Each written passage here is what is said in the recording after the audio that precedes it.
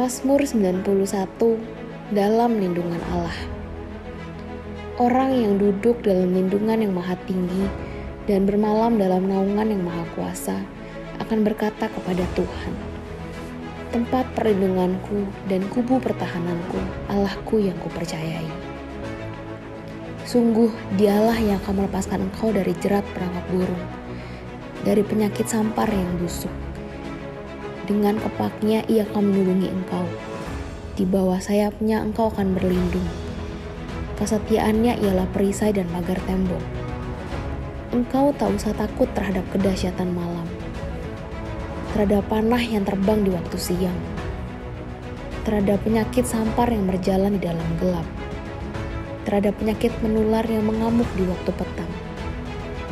Walau 1.000 orang rebah di sisimu dan 10.000 di sebelah kananmu, tetapi itu tidak akan menimpamu. Engkau hanya menontonnya dengan matamu sendiri dan melihat pembalasan terhadap orang-orang fasik.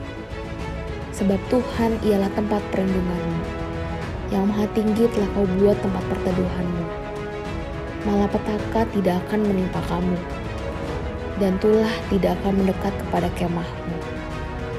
Sebab malaikat-malaikatnya akan diperintahkannya kepadamu untuk menjaga engkau di segala jalanmu. Mereka akan menata engkau di atas tangannya, supaya kakimu jangan terantuk kepada batu. Singa dan ular tedung akan kau langkahi. Engkau akan menginjak anak singa dan ular naga. Sungguh, hatinya melekat kepadaku, maka aku akan meluputkannya. Aku akan membentenginya, sebab ia mengenal namaku.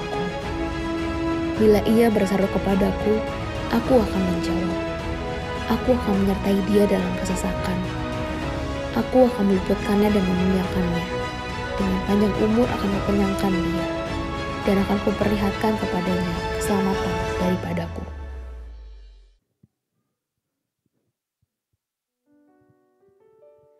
Baik, terpuji nama Tuhan. Bapak Ibu Saudara, kita akan memulai ibadah kita yang ketiga pada siang hari ini. Kami mengundang Bapak Ibu untuk boleh bangkit berdiri bersama-sama. Puji nama Tuhan, kami rindu menyapa saudara sekalian. Semuanya selamat siang Bapak Ibu. Dan shalom Bapak Ibu, anak-anak muda, shalom. Haleluya, Tuhan Yesus baik, amin. Amin. Boleh kasih salam samping kanan kiri, katakan Tuhan Yesus baik. Sambil senyum Bapak Ibu, di balik masker saya percaya tetap terlihat dari matanya walau kita bahwa kita bersuka cita siang ini, amin. Kita siapkan hati kita untuk memulai ibadah. Mari kita bersatu dalam doa Bapak Ibu Saudara. Bapak yang baik, kami bersyukur siang hari ini Tuhan kembali, Tuhan mengantarkan kami dengan kesehatan, dengan berkat, dengan sukacita. Kami boleh bersama-sama kembali di tempat ini di ibadah ketiga untuk boleh beribadah. Tuhan, ini kami Tuhan Yesus, kami rindu Engkau lebih dari segalanya. Kiranya Tuhan siang hari ini melawat setiap kami yang datang ya Tuhan. Dan mohon kiranya Tuhan menguduskan setiap kami ya Tuhan di tempat ini. Terima kasih Bapa kami yang baik, terpujilah namamu. Kami mulai ibadah kami hanya di dalam nama Yesus. Engkau yang siap beribadah, mari bersama-sama kita katakan amin. Haleluya, haleluya. Kita percaya Tuhan yang kita sembah adalah Tuhan yang hidup, Tuhan yang telah bangkit dan naik ke surga untuk menjadikan saudara dan saya menjadi lebih daripada pemenang, amin. Kasih tos samping kanan kiri, katakan kamu lebih dari pemenang. Sebab kita punya Tuhan Yesus, amin. Yang percaya tepuk tangan yang meriah buat Tuhan Yesus.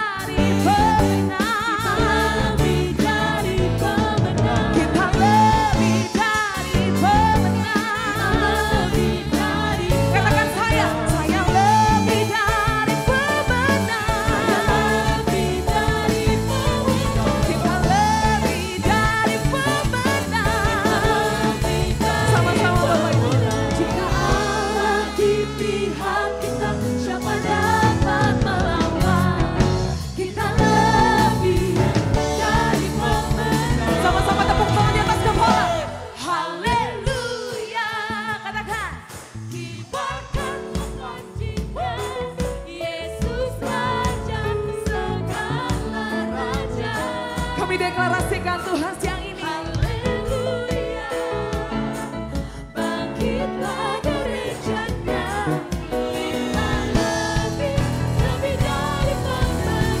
Haleluya, haleluya, tebarkanlah pancinya, Yesus Raja segala raja.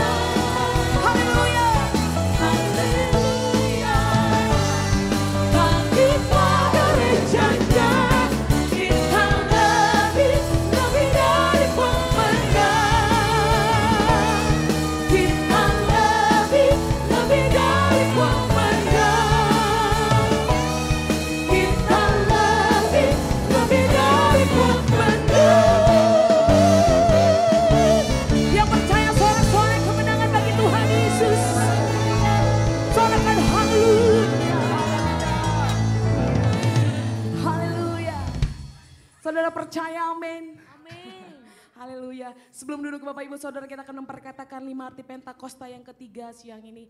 Mari bersama-sama 1, 2, 3. Pentakosta ketiga adalah pencurahan Roh Kudus yang dahsyat di zaman ini, melebihi yang terjadi di Azusa Street. Pentakosta ketiga akan mengakibatkan penuaian jiwa yang terbesar dan yang terakhir sebelum Tuhan Yesus datang kembali. Pentakosta ketiga akan membangkitkan generasi Yeremia, yaitu anak-anak muda yang dipenuhi Roh Kudus, cinta mati-matian kepada Tuhan Yesus, tidak kompromi terhadap dosa, dan akan bergerak untuk memenangkan jiwa. Pentakosta ketiga lahir di Indonesia dan bergerak ke bangsa-bangsa.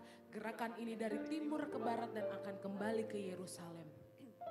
Pentakosta ketiga akan memberikan kuasa untuk menyelesaikan amanat agung dan setelah itu Tuhan Yesus datang kembali. Haleluya. Sekali lagi tepuk tangan buat Tuhan Yesus. Haleluya. Mari silakan duduk kembali Bapak Ibu, Tuhan memberkati dan puji nama Tuhan. Bapak Ibu, Tuhan memberikan kesempatan bagi setiap kita untuk boleh menabur di tempat ini.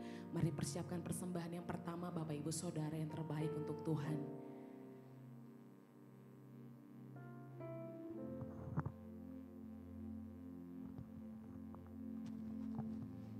Salam Bapak Ibu, salam sejahtera bagi kita semua. Sebelum kita memberikan persembahan kita yang terbaik dan sebelum kita mendengarkan firman Tuhan, marilah kita berdoa. Bapa kami yang bertahta di kerajaan surga, Bapa yang kami sembah di dalam nama Tuhan Yesus. Tuhan, kami bersyukur oleh karena belas kasihan yang Tuhan berikan kepada kami. Kami datang hadir untuk mendengar sebagian dari firman-Mu. Biarlah Tuhan yang memberkati tangan-tangan yang memberi dengan hati yang tulus dan ikhlas. Terima kasih Tuhan Yesus, kami bersyukur di dalam nama Tuhan Yesus Juru Selamat kami yang hidup. Amin. Kami mengucapkan selamat memberi Bapak Ibu, Tuhan Yesus memberkati.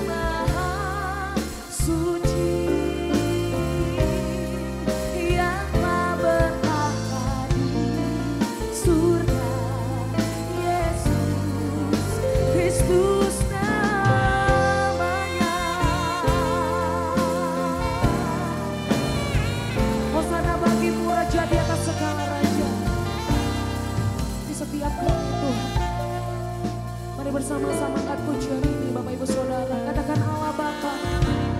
Allah Bapa, kami mengasihi-Mu. Oh Yesus Tuhan. Yesus Kristus, Tuhan yang kudus, kami yang ada di sini, masuk hadirat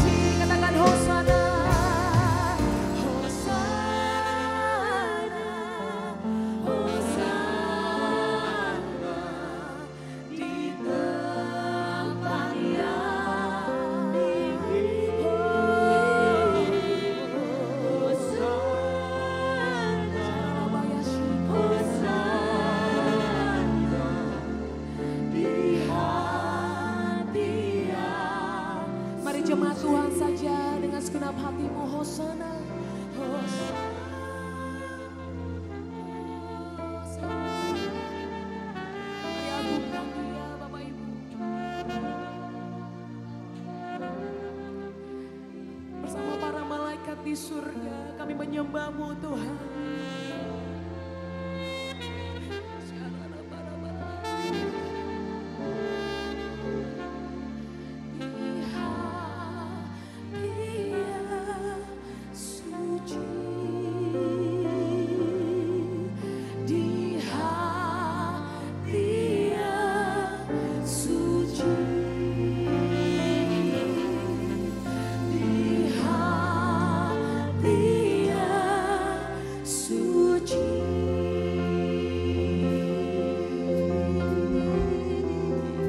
Tepuk tangan yang meriah buat Tuhan Yesus. Mari mulai sembah Dia. Hosana.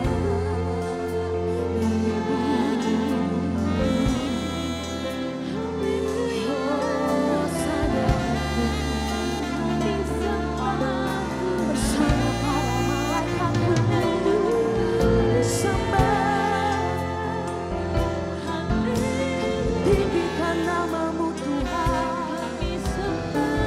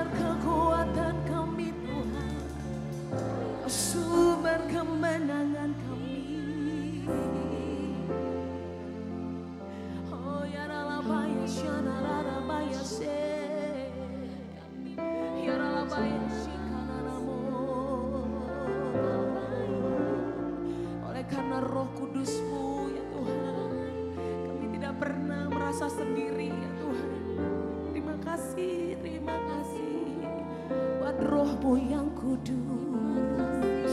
Shikaramaya she. Biaralabaya takaralabaka shikaramaya. I need you, Holy Spirit. Shikaralabaya takaralabaya shianararararararararabaya shikaralabalabalabalabala. Come, Holy Spirit, fall in this place. I need more and more of you. Fill me again with the power of your Spirit. Lord, I'm crying out for more. Come, Holy Spirit, fall in this place. I need more and more of you. Fill me again with the power of your Spirit. Lord, I'm crying out for more. Come, Holy Spirit. Come, Holy Spirit, fall in this place. I need more and more. Fill me again with the power of your Spirit. Lord, I'm crying out. Kita bangkit berdiri bersama-sama. Come, Holy Spirit, fall in this place. I need more and more of you. Fill me again with the power of your Spirit. Lord, I'm crying out for more. Sekali lagi katakan. Come, Holy Spirit, fall in this place. Mari rindukan Roh Kudus. I need more and more of you. Roh yang bangkitkan kekuatan. Fill me again with Roh yang memberikan the sukacita. power of your Spirit. Amin. Lord, I'm crying out for more and more of you. Lebih lagi katakan, come Holy Spirit. Come, Holy Spirit, fall in this place. Yes, Jesus, I need more and more of you. Fill me again with the power of your Spirit. Lord, I'm crying out for more and more. Lord, I'm crying out for more and more. Lord, I'm crying out for more and more of you.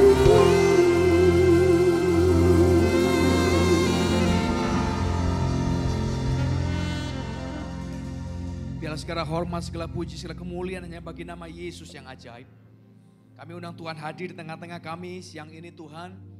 Bicara buat kami, bertahta di atas kami Tuhan. Lakukan apapun yang Tuhan pandang baik dalam kehidupan kami. Sebab kami percaya semua rancangan Tuhan pasti mendatangkan kebaikan. Semua yang Tuhan izinkan terjadi dalam hidup kami hari ini pasti mendatangkan kebaikan. Ajar kami mengerti, ajar kami mengenali apa yang sedang Tuhan mau kerjakan. Supaya kami tahu, supaya kami paham, supaya kami punya iman yang kuat. Kami mengikut Kristus karena kami tahu, kami kenal Tuhan, kami sembah. Tuhan yang ajaib, Tuhan yang baik, yang penuh kasih Bapa kami.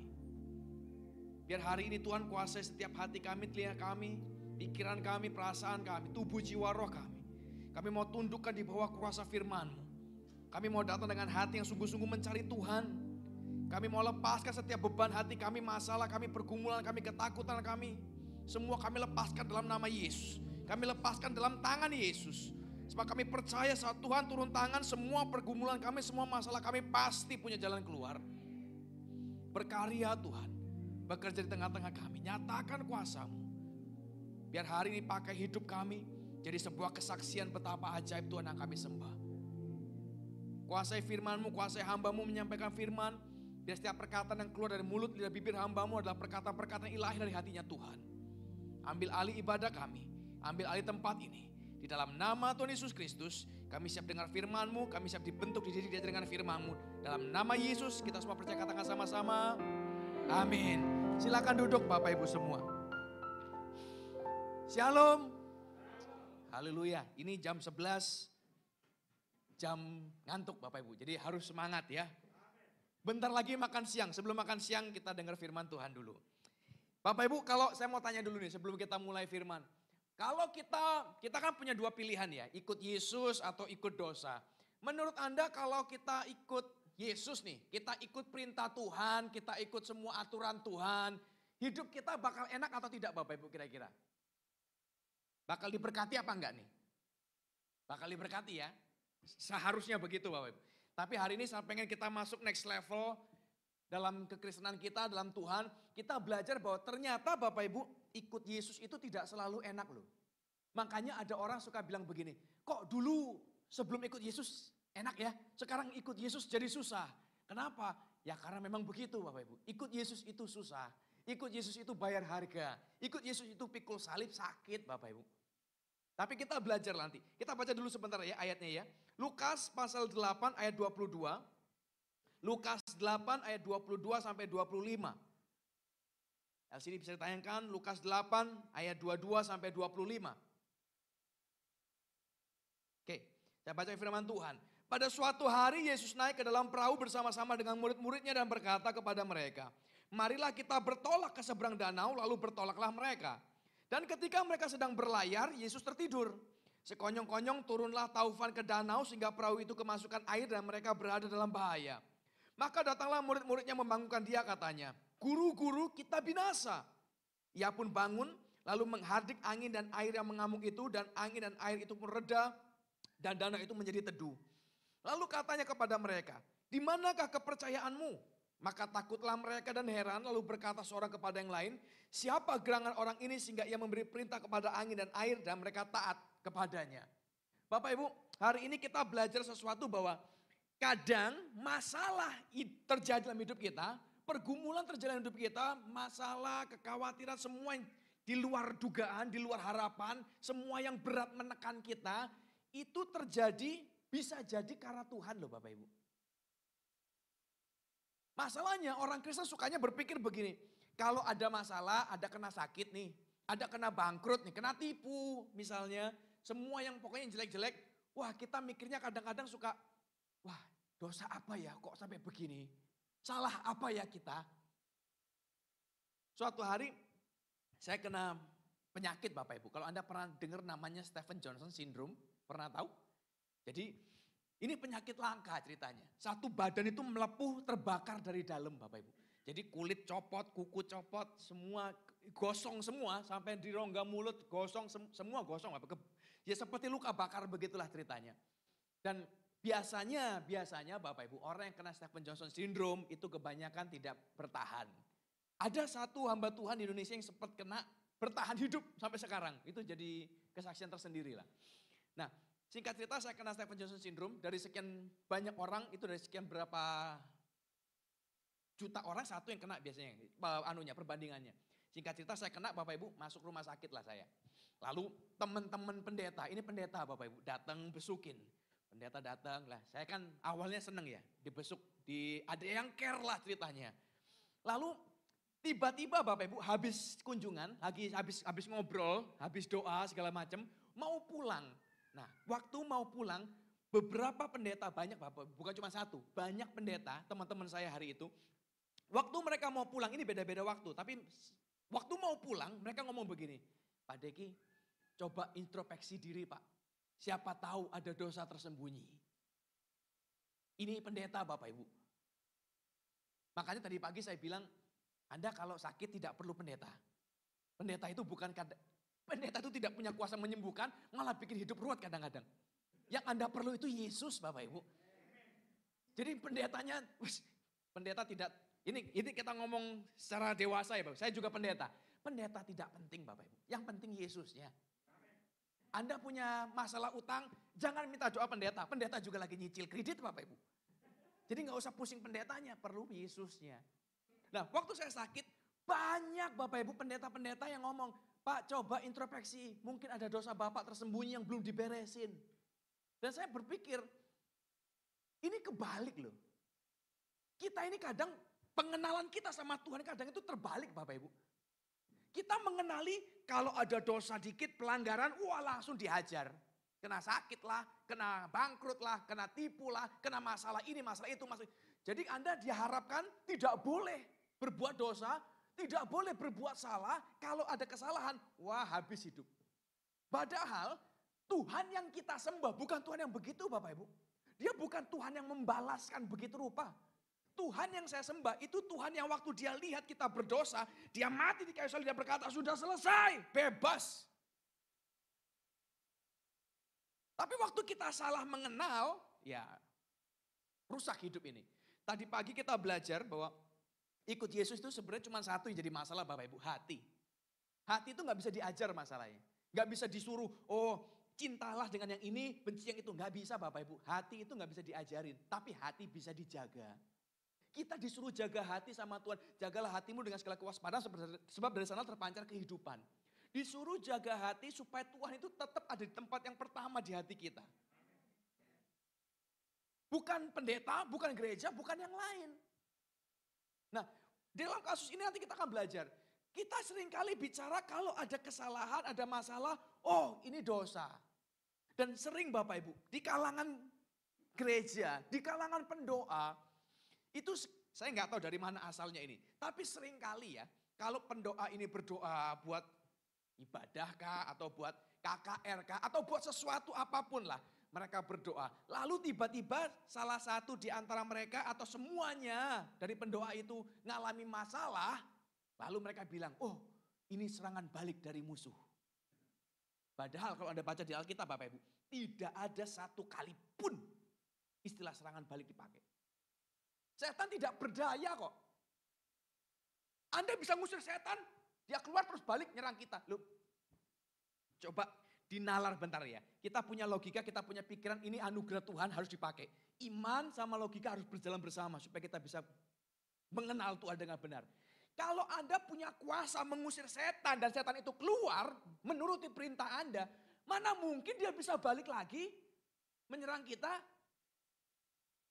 Nangkep Bapak, setuju gak Bapak Ibu kira-kira? Kalau dia bisa nyerang balik, dia punya kekuatan dan keberanian menyerang kita kembali, dia gak akan keluar waktu kita usir. Ya kan? Tapi kadang-kadang orang Kristen sendiri membuatnya jadi ruwet. Kita membuat seakan-akan setan itu punya kuasa yang begitu hebatnya. Padahal tidak, kuasa terhebat tangan Tuhan Bapak Ibu. Jadi waktu Anda punya penyakit, Anda punya masalah, tidak selalu itu karena masalah, karena setan, karena dosa. Tidak Bapak Ibu. Dalam kasus ini, coba Anda baca ya. Ketika mereka sedang berlayar, ayat 23. Ketika mereka sedang berlayar, Yesus tertidur, sekonyong-konyong turunlah taufan ke danau sehingga perahu itu kemasukan air dan mereka berada dalam bahaya. Murid-murid tidak bikin dosa loh Bapak Ibu. Mereka gak bikin pelanggaran, mereka bukan gak taat, mereka gak bikin apa-apa. Justru kita baca ke atas, ayat di atasnya ya Bapak Ibu, supaya kita tahu kok bisa mereka kejebak dalam badai besar sampai kena marah bahaya. Ayat 22. Pada suatu hari Yesus naik ke dalam perahu bersama-sama dengan muridnya dan ia berkata kepada mereka. Siapa yang berkata Bapak Ibu? Yesus. Yesus ngomong, ayo, yuk, mari kita bertolak ke seberang. Lalu ikutlah mereka. Jadi yang bikin mereka kena masalah siapa Bapak Ibu? Gara-gara Yesus. Iya dong. Kalau mereka gak ikut Yesus kan masih adem ayem di darat. Gak ada masalah. Awalnya gak ada masalah Bapak Ibu. Tiba-tiba Yesus ngajak, yuk guys ke seberang. Karena Yesus yang ngajak, ya sudah bertolaklah mereka. Kena badai Bapak Ibu. Kita perlu paham bahwa ikut Yesus itu bukan berarti tidak ada masalah. Ada lagu bilang begini, Tuhan tak pernah janji langit selalu biru, tetapi Dia berjanji selalu menyertai. Betul? Tuhan tak pernah janji jalan selalu rata, tetapi dia berjanji berikan kekuatan. Tuhan gak ikut Tuhan itu bukan berarti problem proof, anti masalah, enggak. Wah kalau ikut Tuhan semua masalah beres semua. Tidak Bapak Ibu.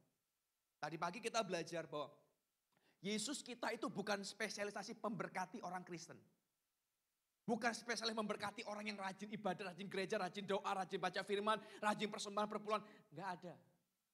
Tuhan mengasihi semua orang, tidak peduli Kristen enggak Kristen. Tapi ada satu penentu, siapa yang Tuhan berkati dan siapa yang tidak. Tadi pagi sekilas nanti Anda bisa, nggak tahu mungkin di YouTube ada atau apa nggak tahu nanti. Atau minta rekaman lah nanti. Kita tadi belajar bahwa orang Filistin terima tabut Tuhan kena kutuk. Mati semua kena borok. Tapi ada orang Filistin lain terima kutuk, diberkati, namanya Obed-Edom. Anda pasti pernah dengar kisahnya. Diberkati, seisi rumahnya diberkati Bapak Ibu. Tabutnya sama, kotanya sama, kota Gad, orang Filistin dua-dua. Cuma nasibnya lain. Kenapa? Hati.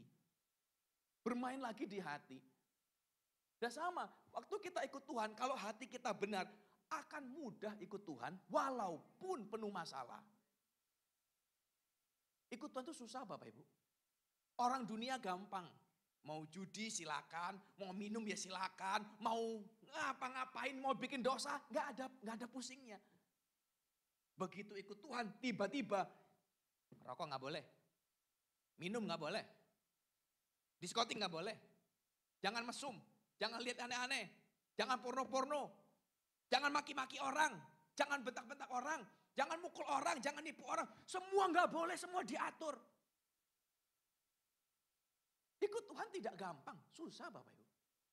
Bohong nggak boleh, nyontek nggak boleh. Berapa waktu lalu anak saya ulangan, di sekolahnya ini unik sekali. Tidak boleh nilainya 0 Bapak Ibu. Jadi nilai nggak boleh 0. Nah terus ulangan dia, dapatnya nilainya 7/8. Saya bingung 7/8, ini antara 7 atau 8 atau bagaimana? Saya tanya gurunya, ini nilainya berapa? Ya 7 dibagi 8 Pak. Loh, ya 0.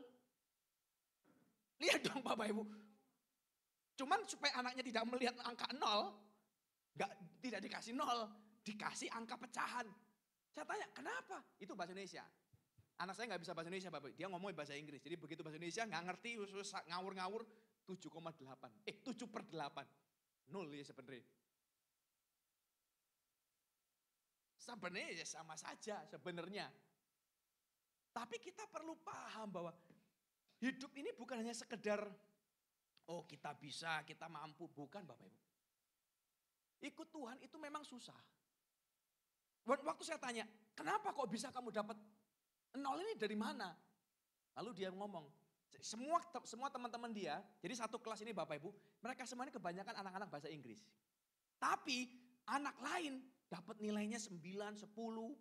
Jadi kalau yang bagus nilainya beneran 100, 100. 90. Kalau yang bagus. Kalau udah per ini ada pecahan, ini jelek berarti.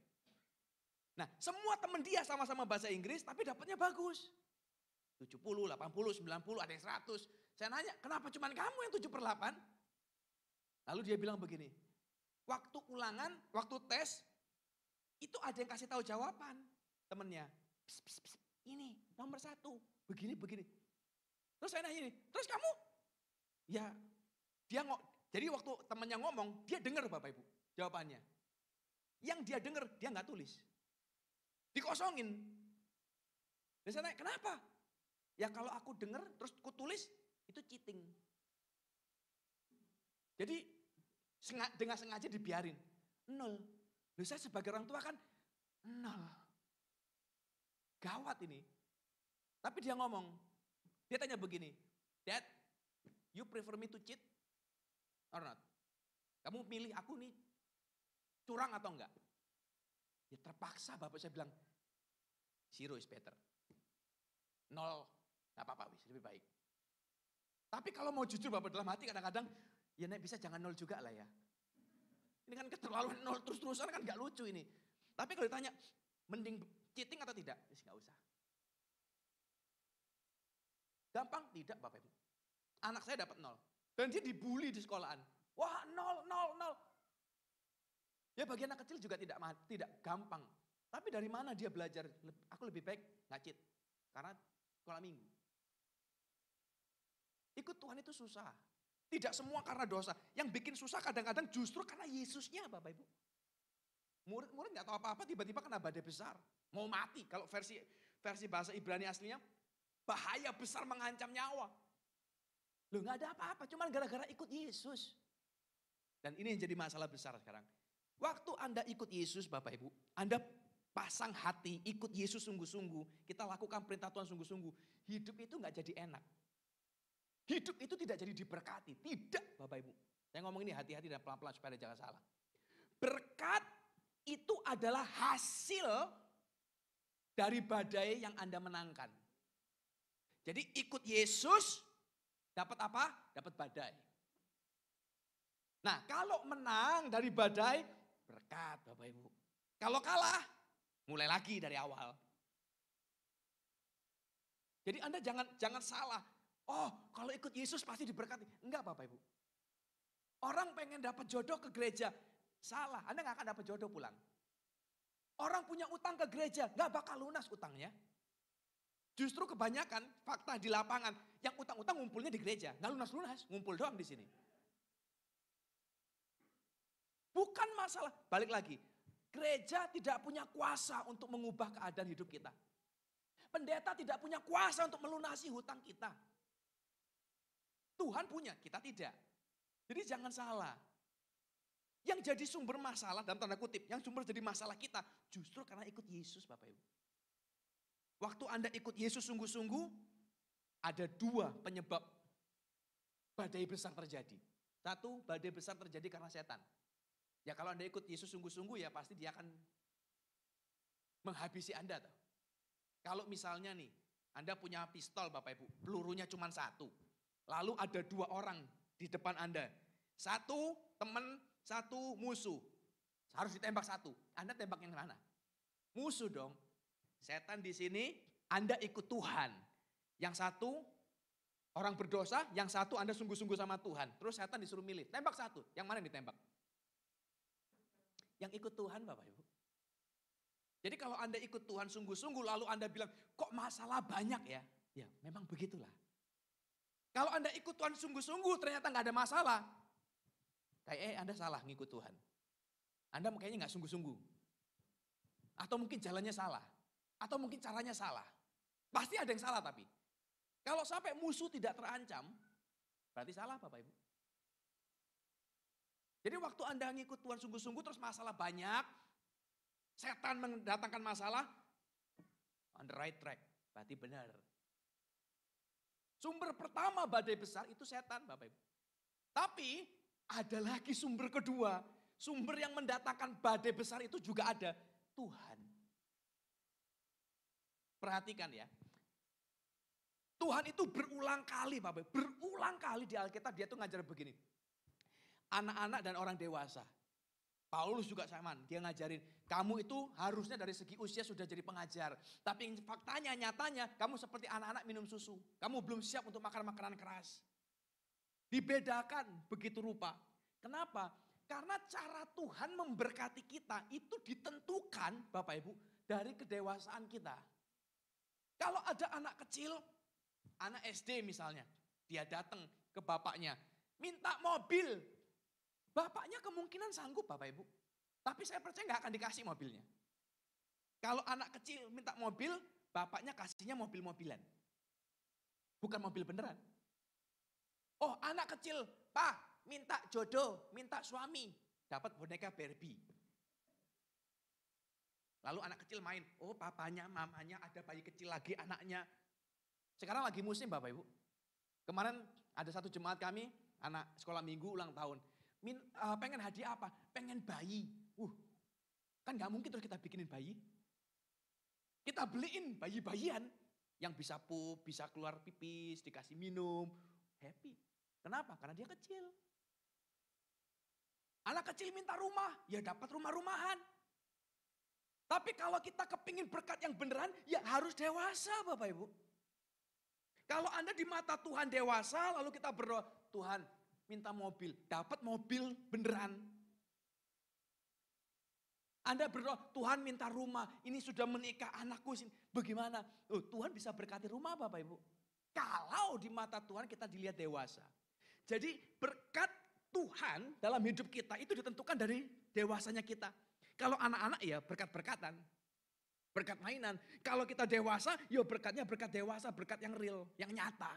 Nah, dari mana sekarang Tuhan itu melihat kita ini dewasa atau anak-anak kan harus ada indikasinya Bapak Ibu. Dari mana? Dari cara kita menghadapi beban, menghadapi badai. Ujian hidup dikasih supaya kita itu belajar dewasa Bapak Ibu.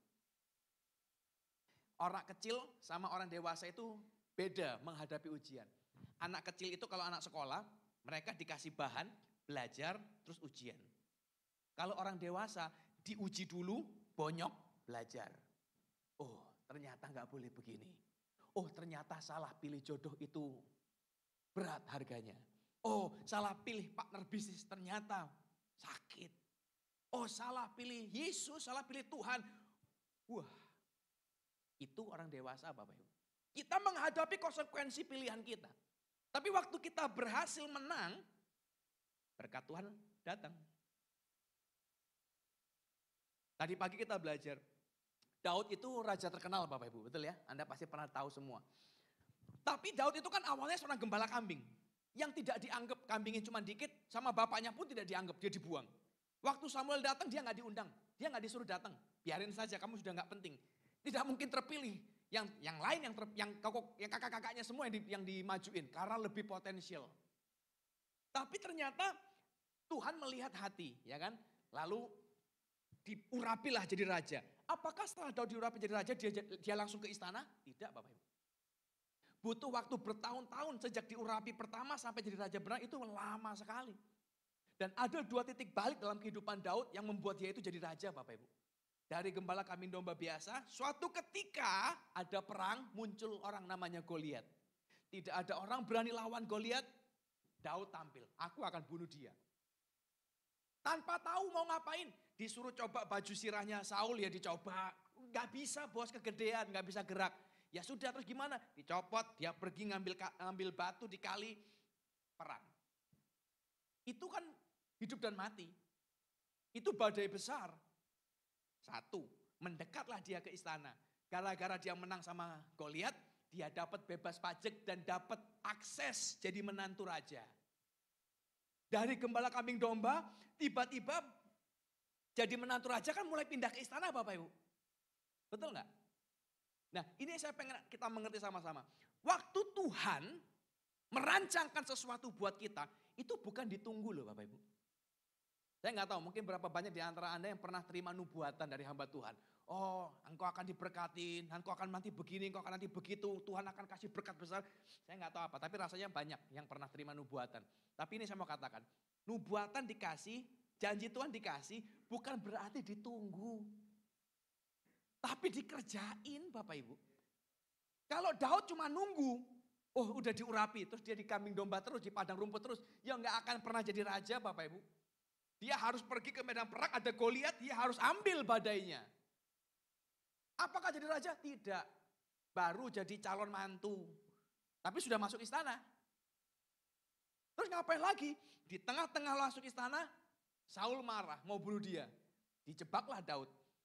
Sebagai mahar kawin, aku minta 100 kulit katan orang Filistin. Jadi dia disuruh bunuh lagi 100 Goliat lagi. Lah bunuh 1 aja setengah mati Bapak Ibu. Disuruh bunuh 100. Alkitab menulis, belum genap hari itu pergilah Daud. Dan dia dia membunuh 200 orang. Dan dia bawa 200 kulit katan orang Filistin. Yang diminta 100 dia bawa 200. Dan momen itu merubah segalanya. Tiba-tiba dari seorang penjaga kambing domba, gembala biasa, masuk istana. Jadi mantu raja, jadi kepala prajurit. Perang tidak pernah kalah sepanjang sejarahnya Bapak Ibu. Sampai ada lagunya Saul mengalahkan beribu-ribu tapi Daud berlaksa-laksa. Terus naik diangkat Tuhan sampai jadi raja beneran. Tapi momen perubahannya waktu badai itu terjadi loh Bapak Ibu. Di saat badai datang, Tuhan izinkan.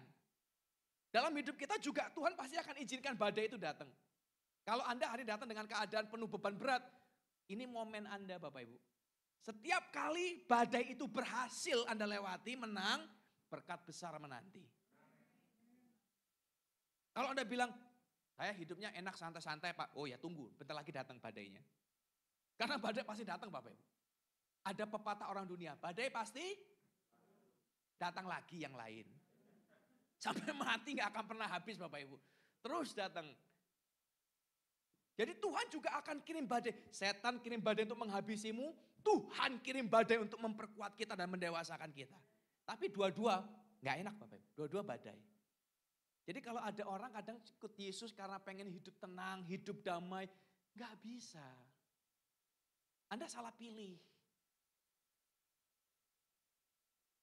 Ikut Yesus itu susah Bapak Ibu. Ikut Yesus itu berat memang. Badai pasti datang terus. Dan kita punya pilihan. Murid-murid juga punya pilihan. Di tengah badai besar dia punya pilihan mau ngapain. Cara paling cepat yang mereka lakukan. Mereka ini melakukan dua cara Bapak Ibu. Kalau Anda pernah lihat ada lukisan seniman terkenal tentang Yesus di atas perahu ini. Itu bagus banget. Jadi perahunya lagi miring begitu. Ada ada murid satu di ujung, ada murid satu di ujung, Yesus di bawah. Di buritan, tidak kelihatan dalam gambarnya. Tapi waktu yang satu di ujung sama satu di sana, yang di ujung sana dan ujung satunya itu beda kegiatannya mereka lain. Yang satu berusaha buang barang, dayung lah, begini begitulah. Yang satunya berserah menunggu di sisi lain. Dan itu betul sih, gambarannya maksudnya, lukisannya bagus sekali. Jadi yang murid-murid lakukan dalam kisah ini sama. Mereka berusaha, berjuang untuk keluar dari masalahnya, keluar dari badainya. Mereka buang barangnya, mereka dayung dan segala macam. Petrus itu seorang nelayan profesional, dia berjuang tapi toh gagal. Dan dalam hidup ini tanpa sadar Bapak Ibu kita juga melakukan yang sama. Kita punya masalah keluarga, kita cari konseling. Kita punya masalah keuangan, kita cari pinjaman. Kita punya masalah kerjaan, kita cari kesempatan lain, kerjaan yang lain. Kita punya masalah di bisnis, kita banting setir ganti yang lain. Kita berjuang mencari jalan keluar terus kita. Kita punya masalah, kalau Anda punya HP, coba perhatikan nanti. Begitu orang punya masalah, yang dipegang pertama HP-nya. Nyari kontak, siapa yang bisa nolong? Siapa yang bisa bantu? Itu orang yang berusaha mencari. Dan kalau kita mau jujur Bapak Ibu, perjuangan kita itu ada batasnya kok. Makin berat masalahnya, ya makin kecil kesempatan kita lolos. Jadi pilihan kita mau berjuang, ya silakan. Anda tapi kemungkinan besar tidak akan lolos.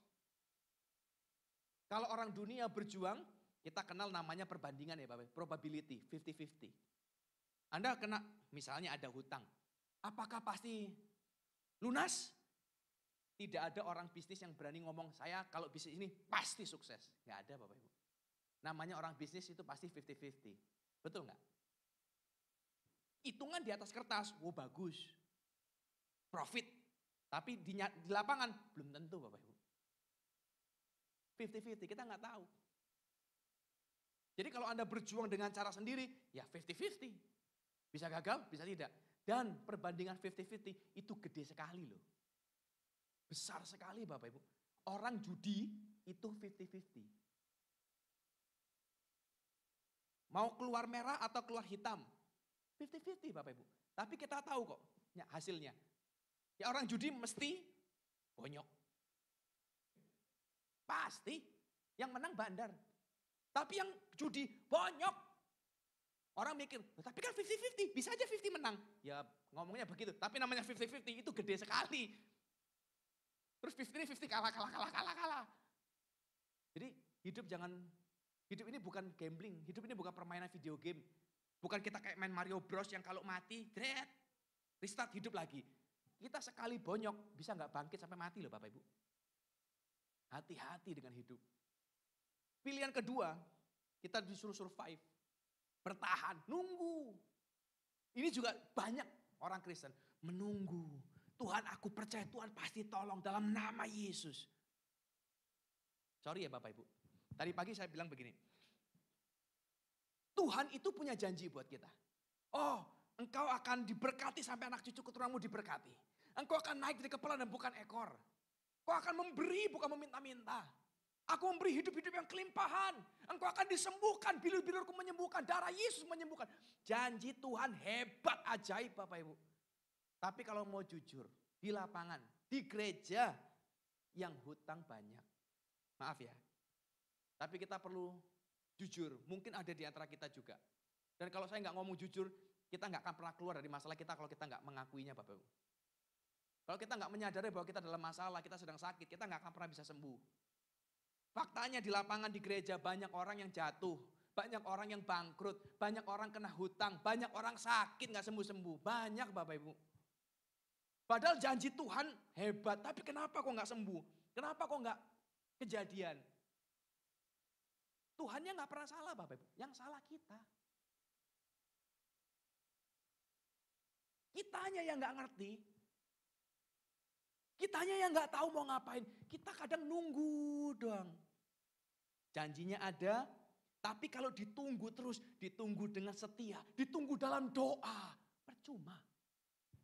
Doa tanpa perbuatan, iman tanpa perbuatan sama dengan mati Bapak Ibu. Dan ini saya ngomongin hati-hati ya. Ini masalah orang Kristen hari ini. Kebanyakan doa, kurang action.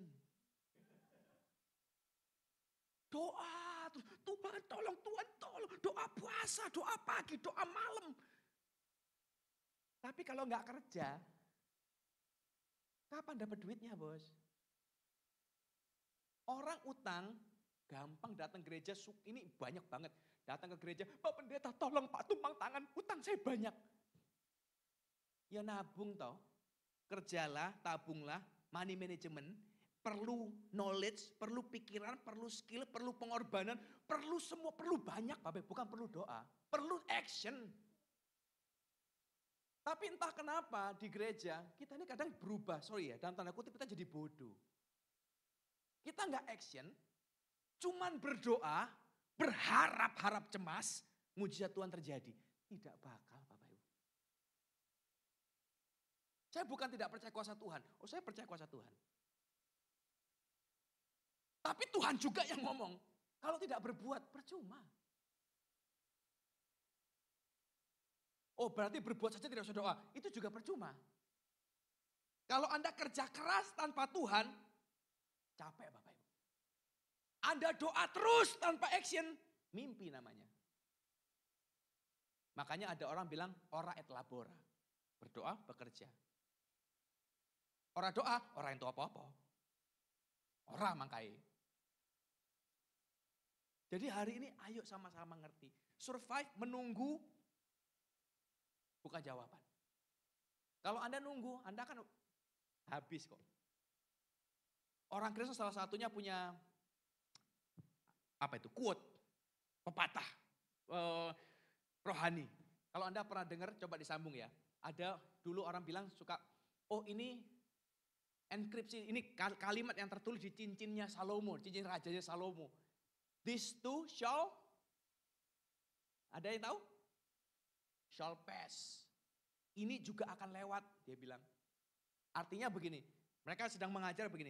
Jadi kalau punya masalah, tenang, nanti juga lewat. Kalau Anda lagi terima berkat, jangan sombong, ntar juga lewat. Tapi di Alkitab nggak ada ini Bapak Ibu. Orang ngomong, itu dari cincin Salomo. Cincin yang mana? Kita nggak pernah lihat cincin Salomo yang mana. Orang yang ngomong ini juga kita nggak tahu dari siapa. Ini motivasi. Dan kita orang Kristen, kita bukan hidup dengan motivasi, motivator duniawi. Bukan Bapak Ibu. Kita hidup dengan kuasa firman. Dengan kuasa firman nggak pernah bilang, this too shall pass, tunggu saja. Tidak. Melangkahlah. Tuhan izinkan badai datang, pasti dengan sebuah tujuan Bapak Ibu. Pasti. Nggak mungkin gak ada tujuannya. Jadi waktu Anda punya masalah, Anda punya pergumulan, hadapilah dengan Tuhan. Dan Tuhan itu, Tuhan kita, itu Tuhan yang result oriented. Bukan proses oriented. Jadi kalau di gereja orang Kristen suka bilang, ya lagi proses, nikmati prosesnya. Itu tidak alkitabiah Bapak Ibu. Tuhan itu bukan proses oriented, result oriented. Kalau Anda pernah baca ayatnya, Yesus suatu ketika ngomong perumpamaan tentang talenta. Ada 3 hamba, satu terima 5, satu terima 2, satu terima 1. Lalu yang 5 jadi 10, yang 2 jadi 5, yang 1 tetap 1. Betul kan? Lalu waktu mereka tuannya pulang, mereka datang ngomong, ini Tuhan hasilnya. Perhatikan ya, di dalam ayat itu Yesus ngomong begini. Lalu Tuhan itu berkata, dia terima 5 jadi 10. Baik sekali perbuatanmu hambaku yang baik dan setia. Masuk dalam pesta perjamuan Tuhanmu. Result. Oh bagus sudah melipat. Yang 2 jadi 5 bagus. Yang 1 tetap 1. 1 tetap 1 tidak rusak, tidak kurang, tidak rugi. Hanya utuh. Lalu Tuhan bilang kau hamba yang jahat. Nggak rugi loh Bapak Ibu. Kenapa? Karena Tuhan orientednya result, bukan proses. Dia nggak nanya begini, yang 5 jadi 10. Wah hambaku yang hebat, gimana caranya? Apa perjuanganmu? Coba ceritakan. Oh yang 1, kenapa kau susah apa? Apa yang membuatmu nggak bisa melipat ganda? Coba kita rundingan dulu. Nggak ada Bapak Ibu. Yesus nggak tanya. Yang dilihat hasil. Dan kita pun sama. Kita kadang-kadang orang Kristen memaklumi. Aduh jatuh lagi. Ya gimana Pak, roh penurut daging lemah. Itu ayat kesukaan orang Kristen pemalas. Kita membela diri, tapi Anda harus tahu sesuatu bahwa hidup kita tidak akan pernah berubah Bapak Ibu gara-gara pembelaan itu. Dan saya di sini bukan kepingin kita lagi adu argumen rohani kekristenan, ayat-ayat andalan Anda keluarkan. Bukan, saya kepingin hidup kita berubah. Kita diambil dari gelap kepada terang yang ajaib, ya harusnya berubah. Dan perubahan kita itu bukan perubahan yang sedikit, bukan Bapak Ibu. Waktu Tuhan hadir dalam hidup kita, ini kalau versi Alkitab ya, Tuhan itu membeli, dia balikan. Hidup kita jadi hidup yang baru, makanya ada istilahnya lahir baru. Yang lama sudah berlalu, yang baru sudah datang. Berarti tidak ada mirip-miripnya lagi dengan yang lama. Bukan separuh baru, separuh lama, enggak. Yang lama sudah lewat, mati. Yang baru, full baru. Dulu kita hidup susah, dulu kita kasar, berubah. Jadi lemah lembut, itu perubahan Bapak Ibu. Dan itu loh yang dicari sebenarnya. Tanda orang kepenuhan Roh Kudus itu bukan hanya sekedar bicara bahasa roh. Di gereja orang bahasa roh bisa kenceng, bisa hebat. Tapi keluar dosa jalan terus, bisa Bapak Ibu. Tanda kepenuhan roh itu bukan sekedar bahasanya. Tapi perubahan hidupnya. Dulu kasar, sekarang melayani penuh kasih. Itu perubahan. Dulu utang, lunas sekarang tanggung jawab. Itu perubahan Bapak Ibu. Dan itu yang dicari. Dan badai itu memastikan kita mampu berpindah tempat. Kalau nggak ada badai Bapak Ibu percayalah. Kita nggak akan kemana-mana kok. Kita manusia ini, kita ya semua. Kita ini tidak akan pernah bergerak dan berubah kalau nggak kepepet Bapak Ibu. Siapa pernah sakit gigi di sini? Pernah ya? Coba perhatikan. Waktu sakit gigi, biasanya pertama kali sakit. Nyut, nying, hilang. Iya duduh, sakit, hilang. Siapa yang pertama kali langsung berangkat ke dokter gigi? Ada? Kalau saya enggak. Sakit, oh hilang. Oh puji Tuhan. Hilang lagi. Terus biasanya istri saya nanya, ke dokter gigi, udah enggak sakit? Aduh, sakit tuh. Iya sebentar doang. Ditunggu. Kalau belum kepepet, enggak pergi Bapak Ibu. Nanti terakhir udah bengkak, udah biru, udah gede, enggak bisa makan, semua sakit. Terpaksa ke dokter ya. Dan dokter masih bilang, kenapa baru datang Pak? Ya enggak tahannya sekarang. Saya nggak tahu dengan yang lain, tapi rasanya kita nggak akan terlalu beda Bapak Ibu. Manusia kita nggak suka perubahan, kita nggak suka bergerak. Kalau nggak kepepet, nggak akan gerak kita. Orang itu hanya berubah karena 2 hal Bapak Ibu. 1, pain, sakit banget. Bangkrut, nggak punya duit, habis-habisan mau mati. Nah itu berubah.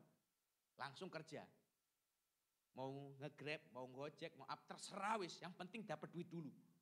Kalau belum kepepet, wah banyak. Kami di gereja melayani satu anak Bapak Ibu. Anak perantau, yatim piatu. Habis-habis hidup susah. Dan kami coba, jadi di gereja kami bukan sekedar ngajarin Alkitab, doa. Kita ngajarin mereka untuk hidup, cari duit. Ya, jadi kita bikin kelas, salah anak ini masuk di dalam, lalu kita ajarin, kamu punya skill apa? Oh saya punya begini-begini. Coba kerja dong. Disuruh kerja, nggak mau Bapak Ibu. Dimodalin, nggak bisa. Kenapa? Malu aku. Coba jadi Grab. Aduh malu Pak. Loh, duit sudah nggak punya ini, masih malu. Iyalah yang lain Pak, kalau bisa kantoran. Pak Bu, orang kalau udah kepepet jangan banyak milih. Karena dia nggak mau, ya sudah kita biarin dulu. Sekian bulan berlalu Bapak Ibu, suatu ketika puncaknya beberapa Desember atau November kemarin tahun lalu, puncaknya. Duit habis, tidak bisa makan, nol. Dan dia datang ke gereja, seperti biasanya orang. Pak, tolong Pak, doakan saya. Kalau bisa dapat pinjaman juga lebih baik. Nggak bisa. Kalau saya pribadi di gereja, saya melarang semua orang untuk saling meminjam uang. Kalau mau kerja, kalau tidak mau jangan. Dan saya pribadi, saya percaya bahwa doa bukan solusi atas masalahmu. Doa baik, tapi harus ada action. Dan saya ngomong sekali lagi sama dia hari itu. Jadi dia tidak punya apa-apa lagi Bapak, cuma punya satu harta, motor, cicilan, masih belum lunas. Saya ngomong sama dia begini, pilihanmu dua, jual motormu, kamu dapat uang sedikit sebentar, terus habis setelah itu nggak tahu lagi hidupmu bagaimana wis, binasalah. Atau kedua, pakailah motormu, jenis kerjaan yang kusarankan tidak berubah dari dulu, nge-grab. Hari itu kepepet Bapak Ibu, kepepet, ya sudahlah saya daftar. November atau Desember, saya lupa ingat. Berangkatlah dia. Singkat cerita dia kerja, hari ini berarti bulan 5, 6 bulan lah kurang lebih Bapak Ibu. 6 bulan kemarin saya ngobrol-ngobrol sama dia, saya tanya gimana? Saya sudah punya tabungan Pak 10 juta hari ini. Lumayan Bapak Ibu. Dari gak punya apa-apa, makan gak bisa. Sekarang bisa makan, bisa bayar semua yang lain dan masih bisa nyimpen. Itu perubahan, itu Roh Kudus Bapak Ibu. Itu tanda orang yang benar-benar ikut Yesus. Dan saya kepingin, ayo kita semua, bukan cuma nunggu. Kita bisa berjuang cara sendiri, kemungkinan 50-50 gagal. Kita bisa nunggu, ya nunggu juga pasti akan ruwet Bapak Ibu. Nah terus ngapain? Cari Yesus. Kalau Anda perhatikan kisahnya, ayatnya. Lagi badai besar, Yesus di bawah tidur. Di buritan, di bawah kapal. Tidur Bapak Ibu. Kenapa tidur? Kenapa dia tidak? Kita ngomong secara logika ya Bapak Ibu ya. Namanya kapal lagi badai besar. Nggak mungkin orang nggak kerasa. Kalau Anda pernah naik kapal, ke Pulau Seribu atau kemana terserah yang deket-deket lah. Kalau Anda pernah naik kapal, ada 2 tempat yang haram untuk diduduki. Satu di depan ujung kapal sana, sama di bawah. Kenapa? Yang di depan itu wah naik turunnya nggak karu-karuan. Yang di bawah apalagi. Di mana tempat terbaik? Di belakang Bapak Ibu. Di belakang paling minim goncangan, paling minim maboknya. Yesus di bawah. Gak mungkin gak tahu. Tapi dia tidur terus. Kapan dia bangun? Sampai ada yang bangunin dia. Guru kita binasa.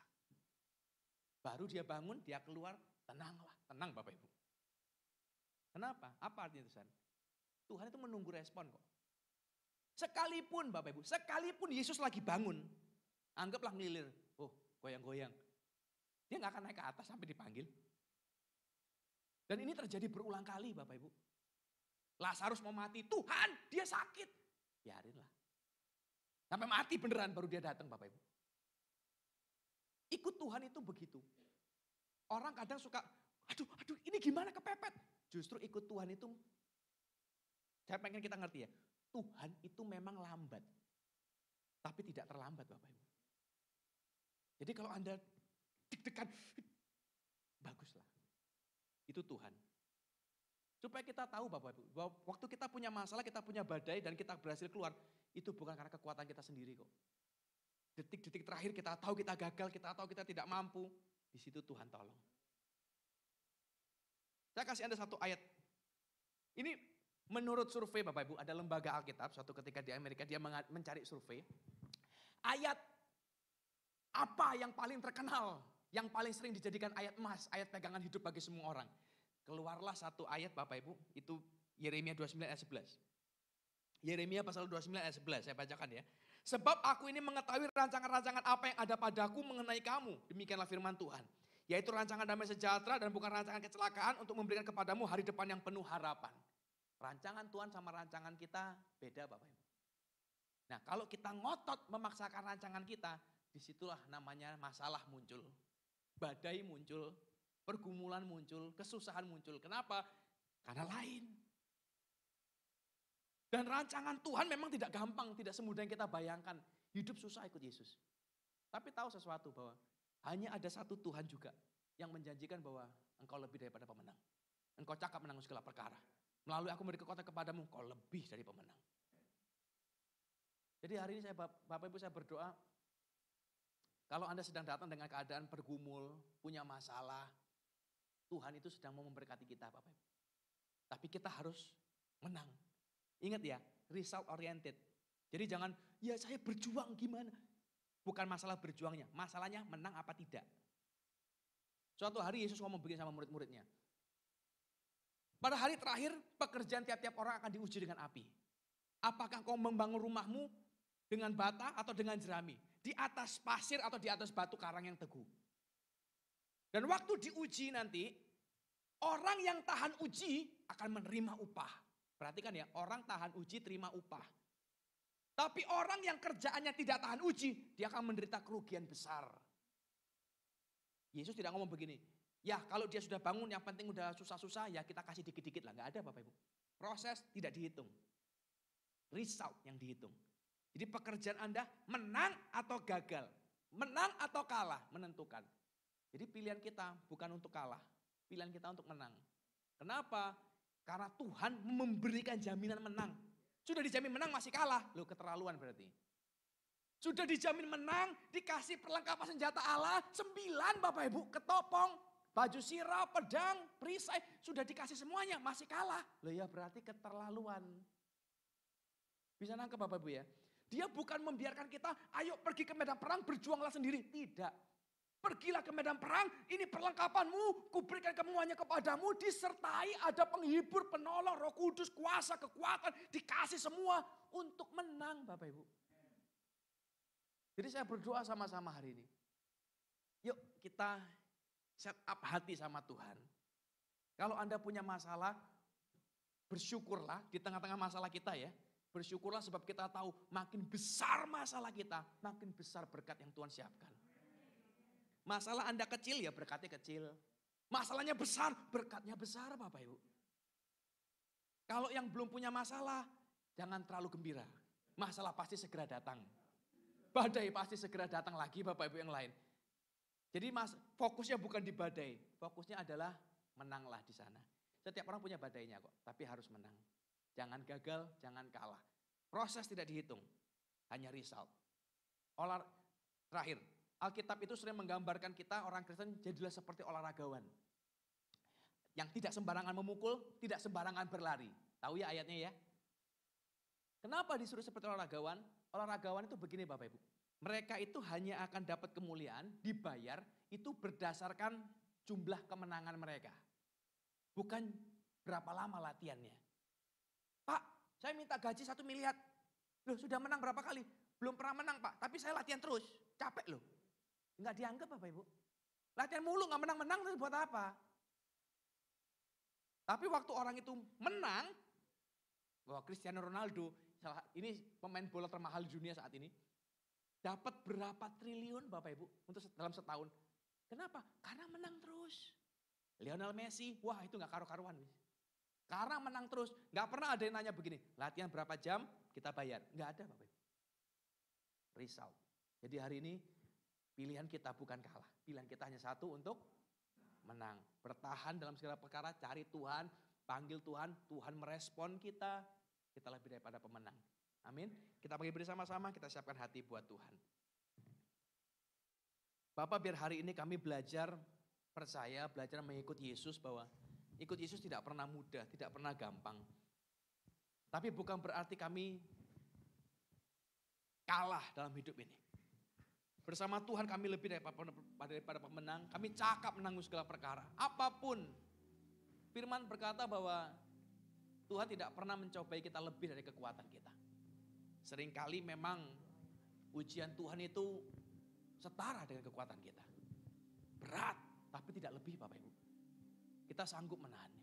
Walaupun susah payah, walaupun penuh air mata, tapi kita sanggup kok, kita lebih daripada pemenang. Dan kita tidak dibiarkan untuk berperang sendirian. Dia menyertai kita. Roh kuasanya diberikan buat kita. Pengurapannya ada buat kita. Perlengkapan senjata Allah diberi buat kita. Kita bukan dengan tangan kosong. Tapi dengan semua yang disiapkan Tuhan. Sudah seharusnya kita menang. Hari ini sebagai hamba Allah saya berdoa biar Tuhan beri kekuatan buat kita. Untuk kita bertahan di tengah-tengah badai. Untuk terus menang.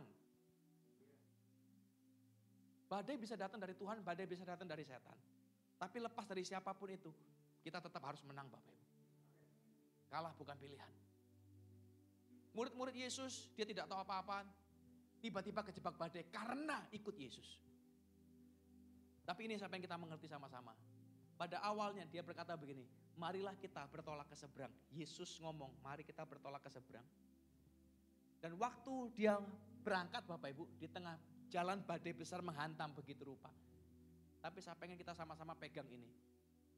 Kalau Yesus sudah bilang, ayo kita tolak ke seberang, kita pasti sampai di seberang Bapak Ibu. Pasti sampai. Apapun yang terjadi, badai kayak apapun, kita pasti sampai Bapak Ibu. Karena ada Yesus. Hari ini apapun masalah Anda, apapun pergumulan Anda tidak sendirian, ada Tuhan. Dan ini yang saya tahu, kita pasti akan keluar jadi pemenang. Hanya masalah waktu Bapak Ibu. Tetap percaya, tetap beriman, tetap berharap. Tuhan kita, Tuhan yang ajaib. Kuasai kami Tuhan, biar dari tempat ini kami keluar kesaksian-kesaksian, pertolongan Tuhan. Pembelaan Tuhan nyata buat setiap kami. Kau urapi, kau beri kekuatan buat kami hari ini. Setiap orang-orang anak-anakmu yang sedang menghadapi badai, Tuhan tolong. Mari kita datang ke hadapan Tuhan, kita respon Tuhan. Campur tangan dalam hidup kami. Biar dia bekerja, mendatangkan kebaikan dalam segala perkara.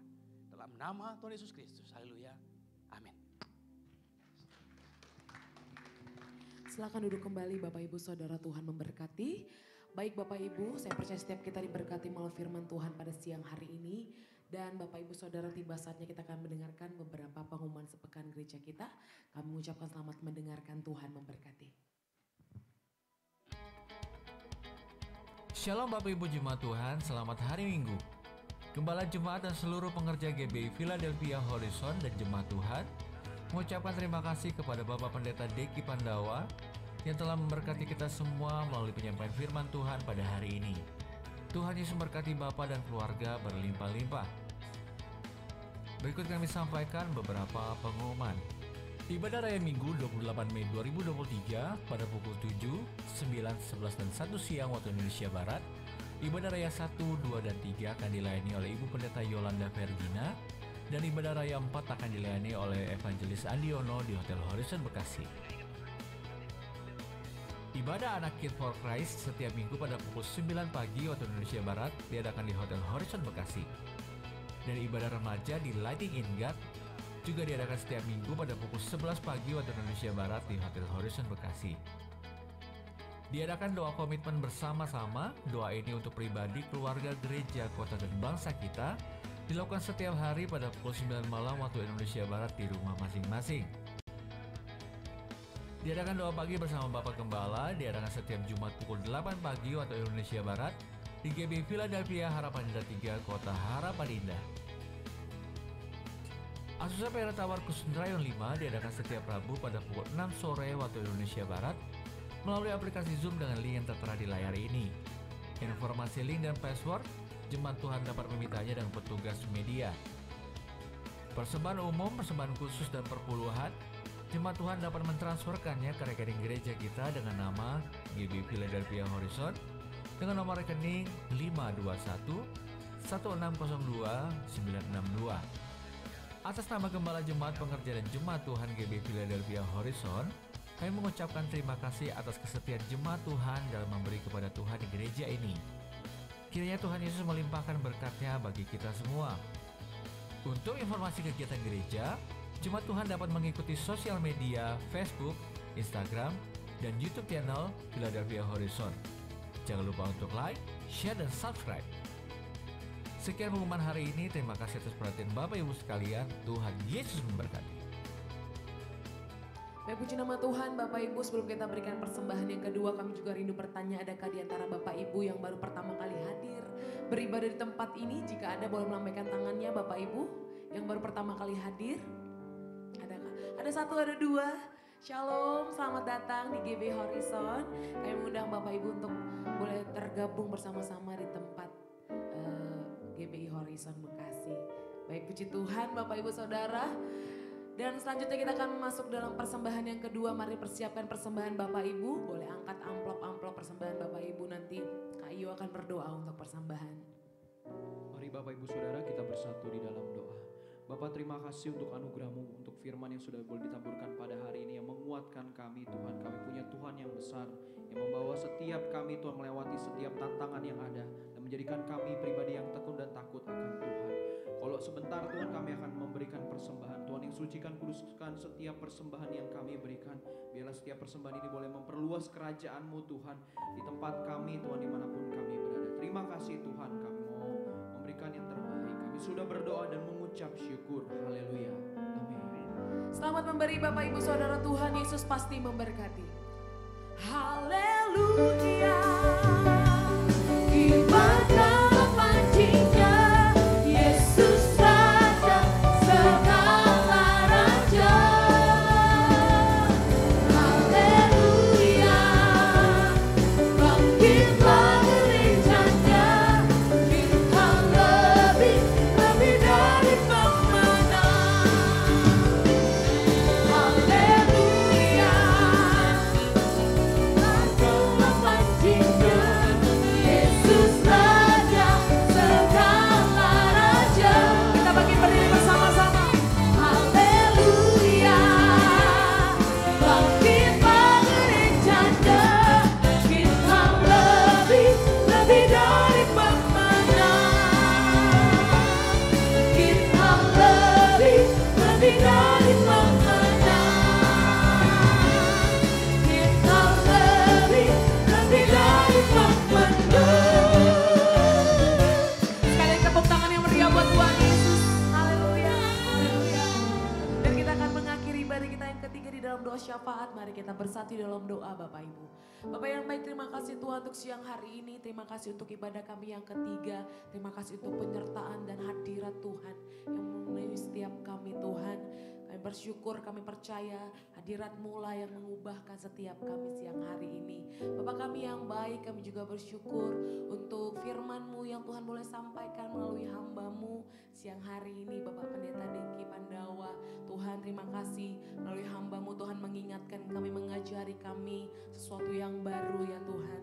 Kiranya bila firman-Mu siang hari ini Tuhan, itu boleh terus hidup dalam hati kami dan kami boleh melakukan kehendak Tuhan di hari-hari ini ya Tuhan Yesus. Terima kasih Bapak untuk hamba-Mu. Kami senantiasa melepaskan berkat pengurapan yang baru. Kiranya terus berlimpah-limpah turun ya Tuhan atas hamba-Mu Bapak Pendeta Dengki Pandawa. Kiranya Tuhan memberkati dengan tanda-tanda ajaib dan mukjizat-Mu dalam pelayanannya ya Tuhan. Bahkan pekerjaan, keluarga, istri dan anaknya. Tuhan senantiasa berkati ya Tuhan. Terima kasih Bapak kami yang baik. Kami juga serahkan Tuhan siang hari ini bangsa dan negara kami. Bangsa yang Tuhan kasihi ya Tuhan. Bangsa Indonesia dari Sabang sampai Merauke ya Tuhan. Kiranya penyertaan jamahan Tuhan terus melawat bangsa kami. Shalom atas Indonesia. Biarlah hujan pertobatan terus ada bagi bangsa ini ya Tuhan. Hari demi hari kami melihat penuaian generasi demi generasi ya Tuhan. Terus bertambah-tambah. Orang-orang yang berseru kepadamu terus bertambah-tambah. Ada kabar baik yang boleh terus disiarkan melalui bangsa ini ya Tuhan Yesus. Terima kasih Tuhan. Biar kiranya nama Tuhan terus dipermuliakan, diagungkan atas bangsa kami. Bahkan secara khusus kami berdoa untuk para pemerintahan yang ada. Secara khusus Bapak Presiden, Bapak Jokowi dan wakilnya Bapak Amin. Setiap pemerintahan dari tingkat teratas sampai tingkat terendah. Biar roh takut akan Engkau ada ya Tuhan bagi para pemimpin bangsa kami. Tuhan berikan mereka kesehatan, kekuatan ya Tuhan. Hikmat yang daripadamu untuk boleh memimpin bangsa ini ya Tuhan Yesus. Bahkan secara khusus Tuhan kami terus berdoa ya Tuhan. Kami meminta belas kasihan-Mu ya Tuhan untuk persiapan Pilpres 2024. Tuhan kiranya Engkau yang terus bekerja ya Tuhan. Tuhan mengangkat calon presiden, bahkan presiden yang berasal daripada Tuhan. Boleh Tuhan naik ya Tuhan. Di tahun 2024 ya Tuhan, Tuhan mengawali ya Tuhan dengan para tentara-Mu ya Tuhan. Tuhan berikan hikmat bagi para rakyat Indonesia untuk boleh memilih presiden yang berasal daripada Tuhan, yang boleh membawa bangsa ini ke dalam kemuliaan-Mu ya Tuhan Yesus. Terima kasih Bapa kami yang baik, kami serahkan semua ke dalam tangan Tuhan. Bahkan Tuhan kami serahkan kota Bekasi, Jawa Barat dan sekitarnya siang ini ke dalam tangan-Mu ya Tuhan. Damai sejahtera Tuhan turun atas kota ini ya Tuhan. Terima kasih Tuhan. Kami serahkan juga ya Tuhan gereja-Mu GB Gatot Subroto ya Tuhan. Secara khusus para pemimpin rohani kami ya Tuhan. Bapak Niko Nyotor Harjo beserta wakilnya. Kami menyerahkan Bapak Pendeta Samuel Harnadi beserta wakilnya. Kami menyerahkan ketiga koordinator ibadah di tempat ini, Bapak Agus, Bapak Winarto dan Bapak Willy Sitorus. Kiranya Tuhan terus memberkati para pemimpin rohani kami dengan mukjizat-Mu, dengan hikmat, dengan pengurapan yang baru, dengan kesehatan yang daripada Tuhan. Bila kiranya Tuhan pakai lebih dan lebih lagi ya Tuhan Yesus. Berkati istri, anak, mantu dan cucunya ya Tuhan. Terima kasih Bapa kami yang baik.